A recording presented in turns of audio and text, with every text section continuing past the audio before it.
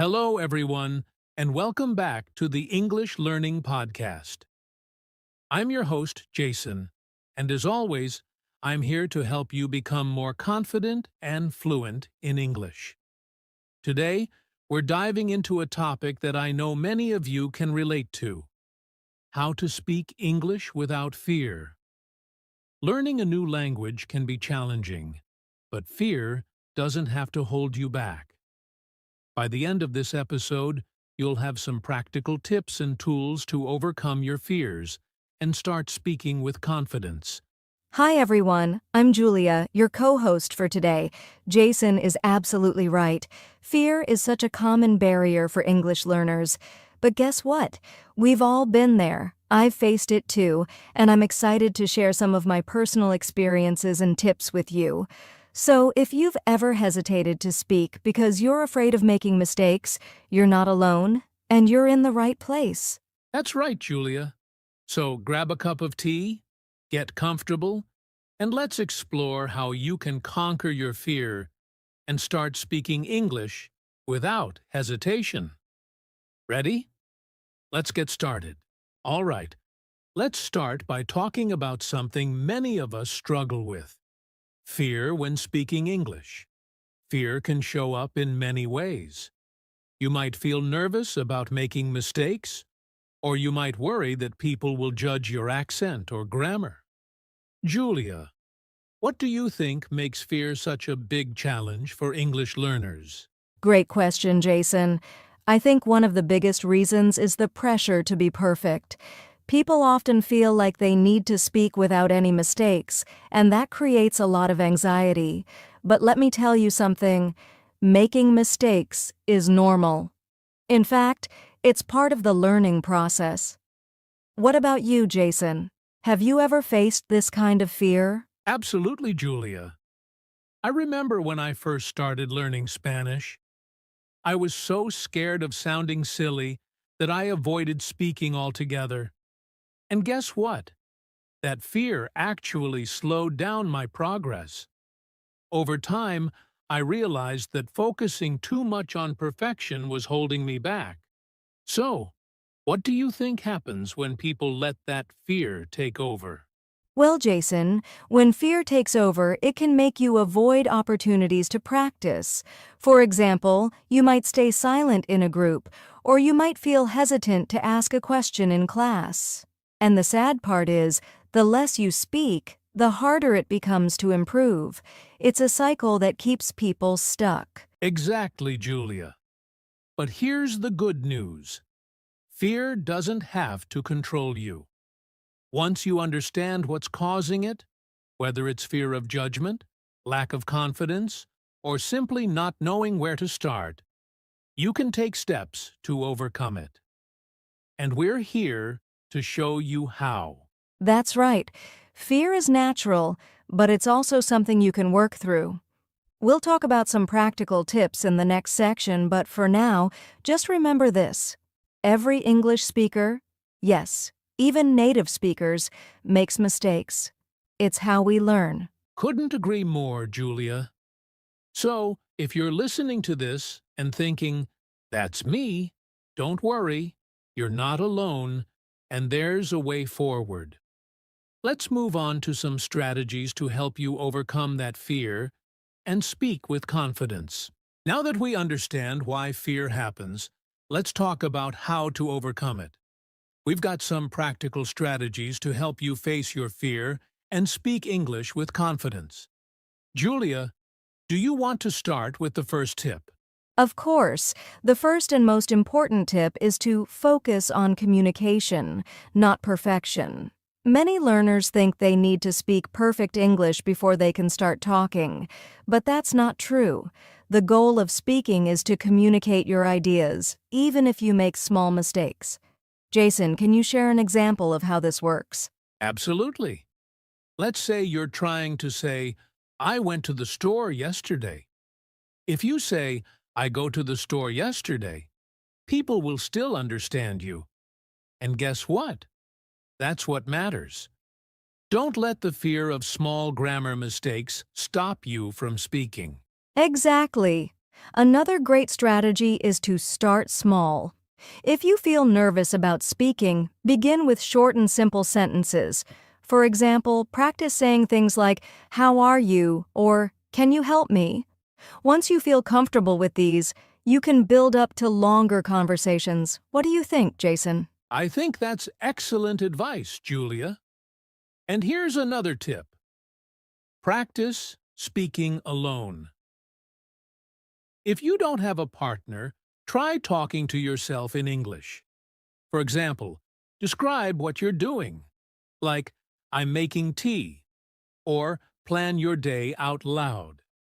This helps you get used to thinking in English, which reduces fear.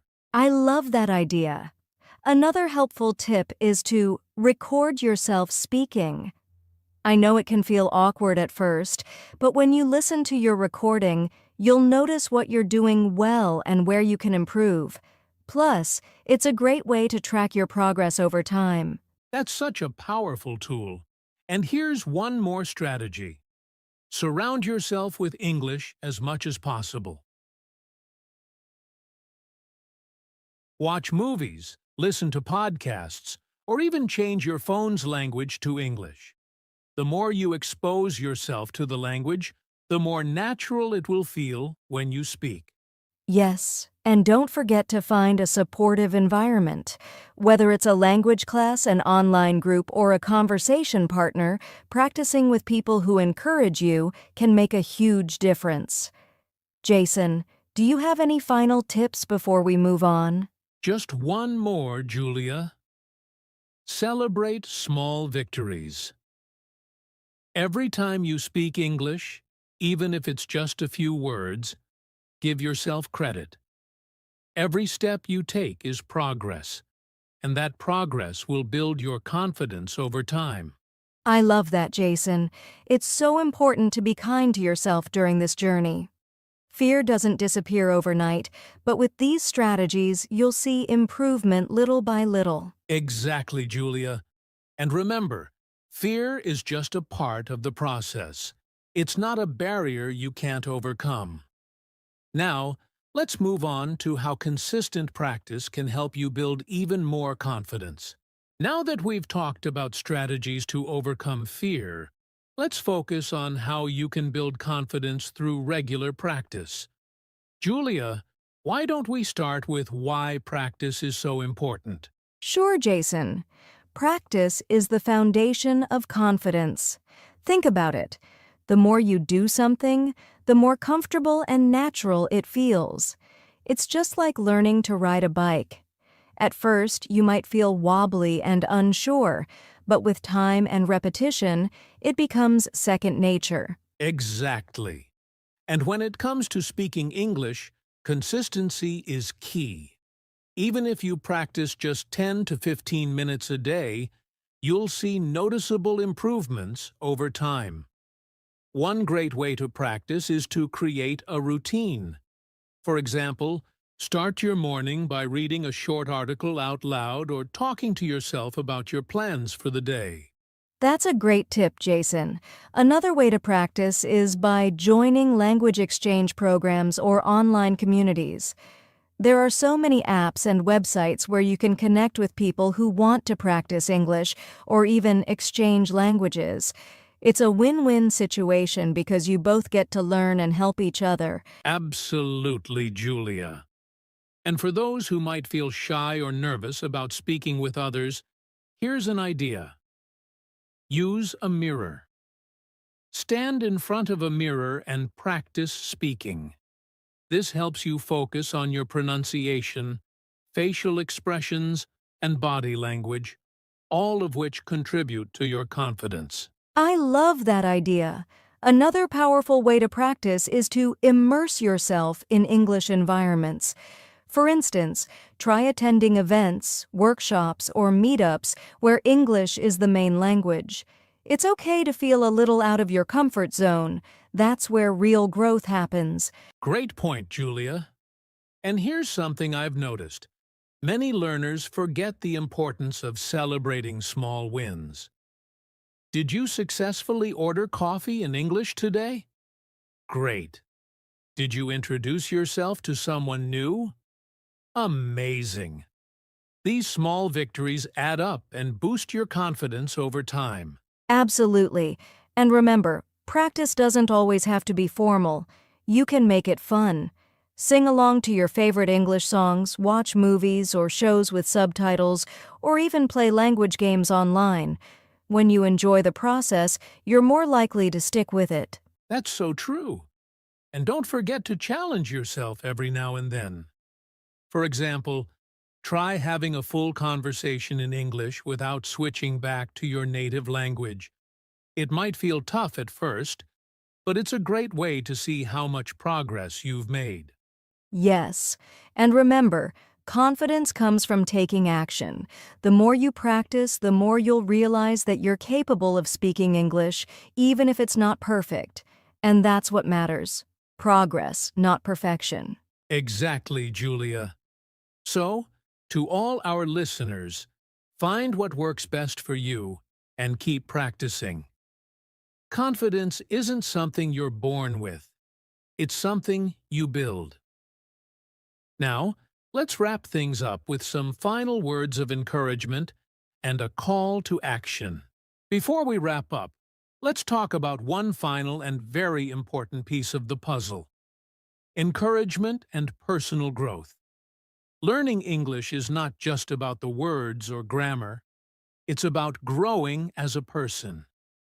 Julia, how do you think learning a new language contributes to personal growth? That's a great question, Jason. Learning a language like English helps you step out of your comfort zone. It teaches you patience, resilience, and how to embrace challenges. And the best part? Every time you push yourself to speak, you're not just improving your English, you're becoming a more confident and adaptable person. Exactly. And I want to remind our listeners that it's okay to have setbacks. You might feel stuck at times or even make a lot of mistakes. But remember, every mistake is a lesson, and every small step forward is progress. Growth doesn't happen overnight. It's a journey. That's so true, Jason. And don't forget to celebrate your achievements, no matter how small they seem. Maybe you had your first conversation entirely in English, or maybe you learned a new phrase today. Every little victory is proof that you're improving. Absolutely, Julia. And one more thing, don't compare your progress to others. Everyone learns at their own pace, and that's okay. The most important thing is to keep going, even when it feels tough. You're doing something amazing by learning a new language. Yes, and always remember why you started learning English in the first place. Maybe it's for better opportunities, to connect with people around the world, or simply to challenge yourself. Whatever your reason, keep it in mind and let it motivate you. Beautifully said, Julia. To all our listeners, you're capable of so much more than you think. Speaking English without fear might seem hard now, but with practice, patience, and the right mindset, you'll get there. Keep believing in yourself and never stop learning. And we're here to cheer you on every step of the way. Thank you for listening to today's episode of the English Learning Podcast. If you found this helpful, don't forget to share it with someone who might need a little encouragement. That's right. And as always, keep practicing, stay positive, and remember, you've got this. See you in the next episode. Before we go, we want to leave you with a quick call to action. If you enjoyed today's episode and found our tips helpful, take a moment to put them into practice. Start small. Maybe speak one sentence in English today, or record yourself saying a short introduction. And don't stop there. Share this episode with a friend who's also learning English. You can practice together and encourage each other. Learning is always more fun when you're not doing it alone. Also, make sure to subscribe to the podcast so you don't miss any future episodes. We're here every week with more tips and strategies to help you improve your English and boost your confidence. And we'd love to hear from you. Leave a comment or send us a message to share your thoughts, questions, or even your personal success stories. Who knows, we might feature them in a future episode. That's a great idea, Julia. Remember, the key to speaking English without fear is to take that first step. Start today and keep moving forward. Thanks for joining us, and we'll see you next time. Bye for now and keep practicing.